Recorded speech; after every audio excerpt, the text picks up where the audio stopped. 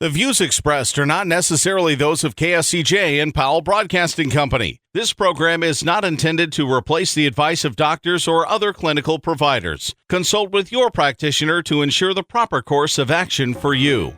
Welcome to When Things Aren't Going Well on AM 1360, FM 94.9 KSCJ. This program is dedicated to your mental health wellness and brought to you by Family Services, a United Way partner agency. Here's your host, Art Silva. Good morning, Siouxland. I'm Art Silva, and welcome to When Things Aren't Going Well. This show is dedicated to your mental wellness and how you can help yourself navigate the daily highway of life. We hope to educate and motivate you to help improve your mental wellness. Our show is brought to you by Family Services, a United Way partner agency serving the Siouxland community. Our topic today is, it's okay to be single. And joining me today is Brenda Geisinger, Chief Operating Officer of Boys and Girls Home and Family Services, and licensed clinical therapist Rosie Strunk. Good morning, Brenda and Rosie, and welcome to the show. Good morning. Good morning. Glad to have you here. So before we get going on this, let's give a little background on both of you. Brenda, give us a little background on yourself.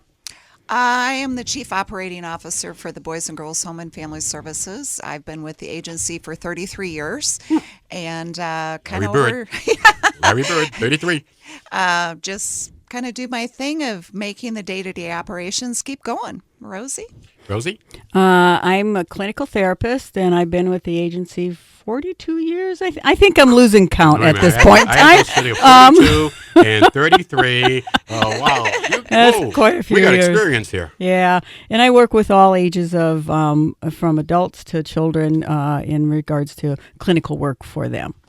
Well, I know that I have had the chance to work with the both of you, and the agency, what an asset we have in the two of you and your length of stay there. It helps with everything because you've seen it all. You've just about seen it all. Then again, sometimes something surprises. We're always surprised. There's things that surprise us all the time. That's good. Well, our topic today, it's okay to be single, and let's frame our topic. Rosie, let me ask you, how do you want to frame this? Is there pressures in being single, or et cetera?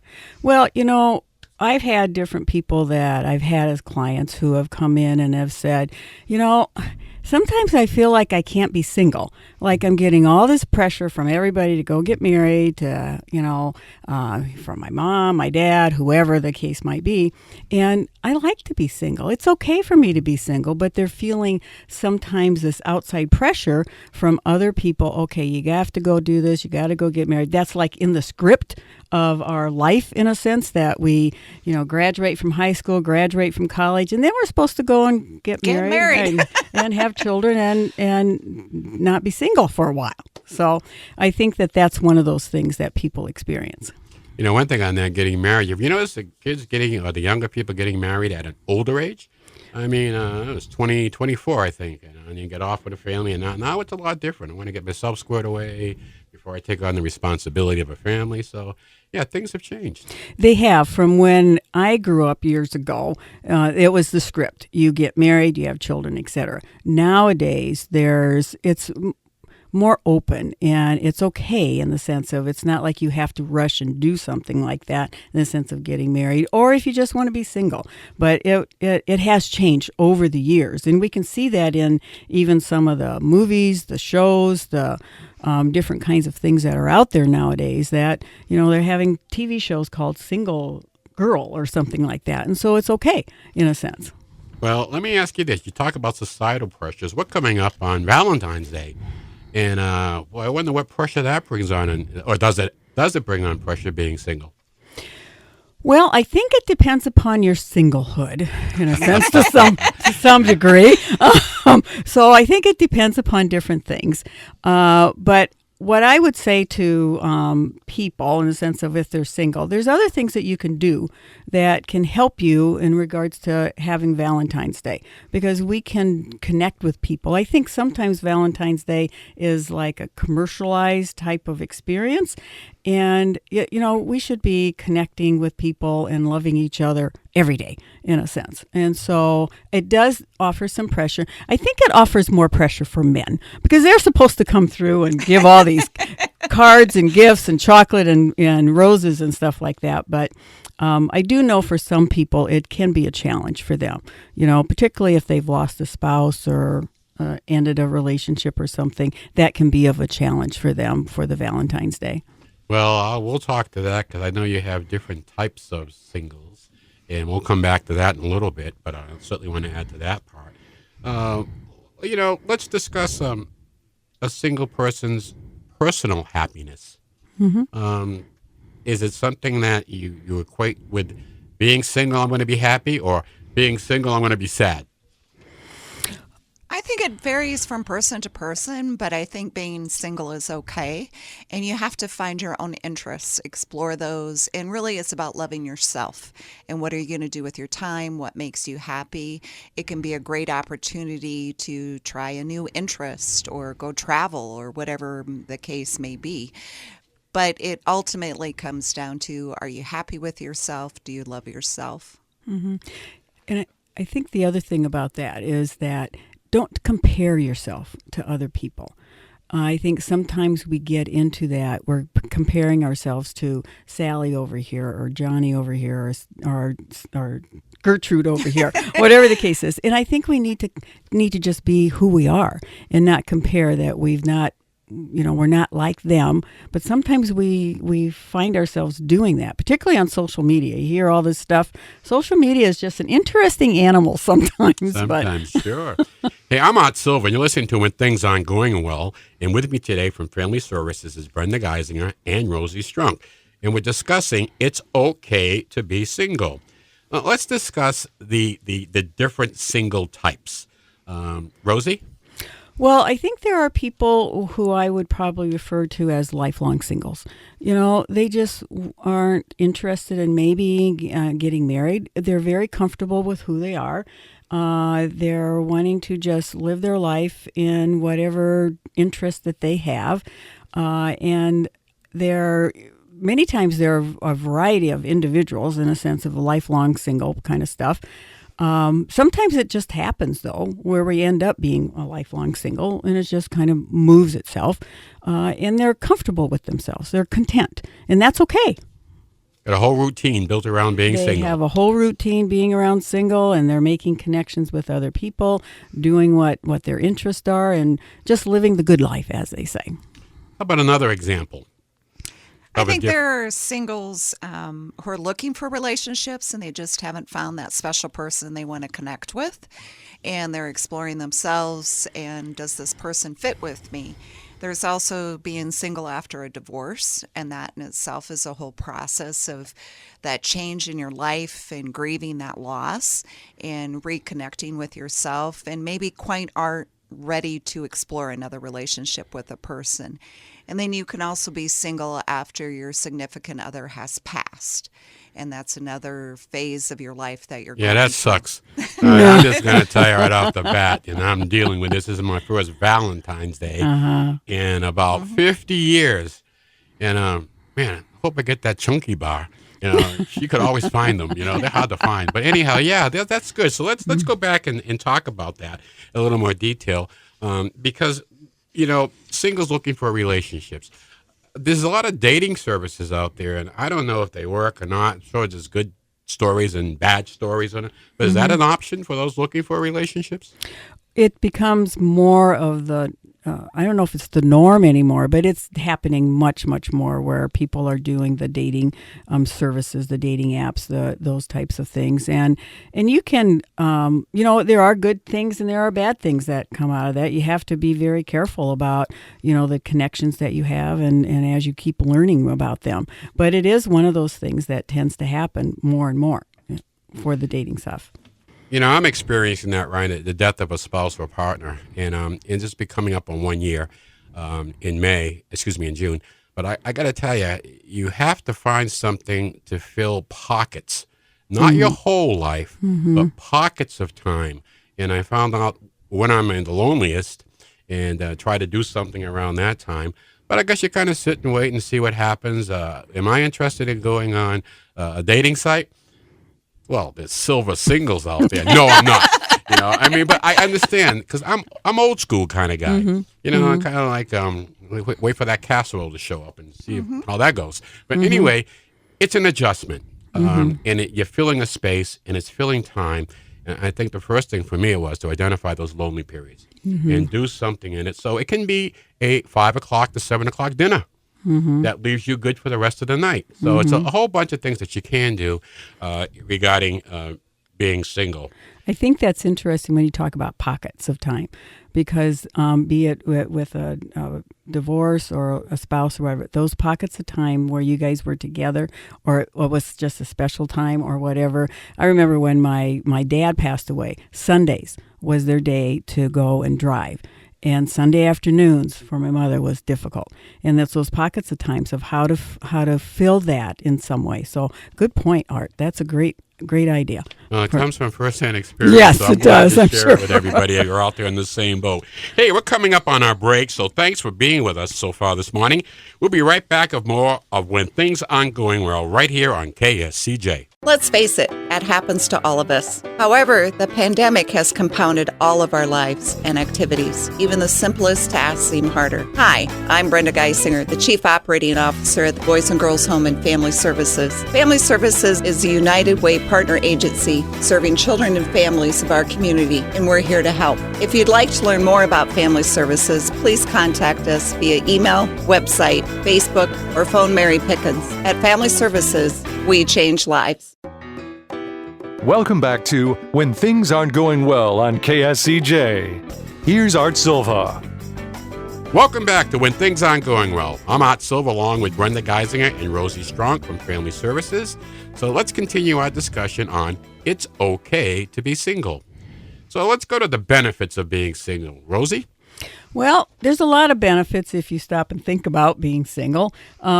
There can be freedom to travel. You have a little bit different freedom to travel because you're not trying to juggle lots of things, in a sense. If you're traveling with friends, it's like, okay, when do we want to go? That kind of stuff. And you can have definitely more me time. You have more time to do the things that you want to do and have more interest in, or go and do those interest things, those craft things, or whatever it is that you want to do. You can have more interest in stuff. The other thing about benefits is sometimes there's maybe less pressure, and there might be less drama in a person's life because you're not dealing with a lot of things around you. It's just you, in a sense. So there might be less drama in regards to that. I always like the fact I can come home and the mess in the house is mine. I don't have to worry about doing the laundry because so-and-so needs something the next day. It's when I want, and I'm okay with that. Or I can eat cereal if I want, or I can make a roast if I want. It's really my choice, or I can watch a football game or a rom-com. It's really up to me, and it's a wonderful, wonderful thing. And you can be in sweats all day if you want to. I'll share this with you because, brother, I'm on the same wavelength. You know, you got to do laundry. Buy another week's worth of underwear. What the heck? You know, then you do it. Yep. I got tons of stuff. You know, I'll think I'll do it next week as the thing piles up. Yeah, but you find ways of, you are on, that is a benefit. It really is. It is a benefit. Yep. Nobody's timetable but your own, and you have just more freedom. Well, you can spread out. That's Do right. whatever you want. And in a neither one of sense. you Make ladies a have mess. brought up Don't the have to toilet worry seat about it. being, so okay, that's a benefit too. So what are the challenges of being single? Well, sometimes the challenge might be financial because you're just you in a sense. And when you're with a partner or spouse or whatever, you have that extra income. So one of the challenges might be financial kind of stuff. Sometimes, the challenge might be you might not have somebody in the sense of coming home kind of stuff. Yep. You might not be able to have that person or whatever to share things with that you normally would have, or that not normally, but that you might choose to do. But then it's when you call a friend. But so that might be a challenge in the sense you don't have someone to kind of share things with or cry you're on a shoulder with or something like that. And so you try to figure out other ways of how to accomplish that. Well, let me ask you ladies this. One of the challenges, I think, is being a fifth wheel when you go out. And that, to me, nice intent, very generous of people, but you feel like a fifth wheel. You want to comment on that? Well, I think that is something that you learn how to move through. Gotcha. I really do think, because it is a common thing. Like when you're single or a spouse is passed away or divorced or whatever, you feel like, gosh, is this going to be the same when I'm with these people or whatever? And I think that you walk through that and you journey through that. You journey through maybe the awkwardness and stuff. But you know what? Your friends are around you and they're going to walk you through it too and have you join. But sometimes sometimes as you feel that way, but it can be an awkwardness that you can journey through. I think the other piece of that, your friends are inviting you and they know you're single. So It's not like awkward for them. They've wanted your presence and want you to be a part of that experience. So it's really you getting comfortable of being around other couples and willing to engage in that experience with them. I met a lot of my female friends through their husbands. Mm-hmm. And over the years, they're like just as good a friend as the husbands are. Mm-hmm. And they do look out for you and they do care about you. And I think it is part of a learning experience of stepping back out there. But then you kind of find how the conversation goes and it sets up your next steps. Mm-hmm. This is good. This is not bad, but I need something else. Mm-hmm. And I think that's all part of this awkwardness of dealing with a change when you've been with a partner for a long time and now you're going out alone. And I think it's important to do that. Not if somebody invites you to go and go and be in that process in a sense. Because if you avoid it, it's just still there. Yeah. So it's like going through the pocket, as you say, the journey in regards to that. So I would encourage people to still do those things. When you get invited, go. Go. How do you overcome loneliness being single? Well, loneliness is about not feeling connected in a sense, and it's a subjective kind of experience. It's in our, I always call it's a frame of mind in a sense, and I think when we overcome loneliness, sometimes we have to take a look at what it is that we're lonely about in a sense. But we can find things to help us. I think you talked about the pocket of time. It's like how we figure out how to fill those times and maybe doing something else that gives us a sense of connectedness in some way, or activity, or that we're feeling good about whatever it is that we're doing. But I think we can all do that. But loneliness is a part of our process too, where we do feel lonely at times, and then we need to make some connections or do something that feels good to us in a sense. I think it's also important to remember that quite often people who are in a relationship feel lonely. It's not abnormal. And so it's how to get through that for you as a person, what's working and what isn't. And you could be having the same experience if you were in a relationship. So what Rosie was referring to in the first half of comparing yourself, everybody goes through moments of being lonely. And what can you do to help yourself? So it isn't a matter of I'm single and that's why I'm lonely. It could be something else. Something that's always bothered me, I traveled a lot early in my career, and I hated eating alone. That would drive me crazy. I had to get room service and eat in my room as opposed to go downstairs and eat alone. So now I find myself, doggone it, back full circle, eating alone. So one of the things I do is I plan dinner. I have a couple of good friends. We go out, and that's all it takes. It doesn't be every night, but a couple of nights a week, so you know what to compare it to. So, hey, Kevin, I love you, brother. Thanks. We keep doing dinner. So it's all good. But, this has been a great conversation, and we're coming up on the end of our show for this week. And I want to leave you with a little humor for your mental wellness. And since it's Valentine's Day, let's go over a Valentine's joke. So here we go. A husband gave his wife a cannoli for Valentine's Day. His wife said to him, "What's with the cannoli?" He replied, "Can only have eyes for you." Oh, okay, all right. That's your Valentine's Day joke. Okay, great. Okay. Hey, listen, this has been wonderful. Thank you, Brenda and Rosie, for joining us today and sharing your expertise. Also, thanks to our listening audience.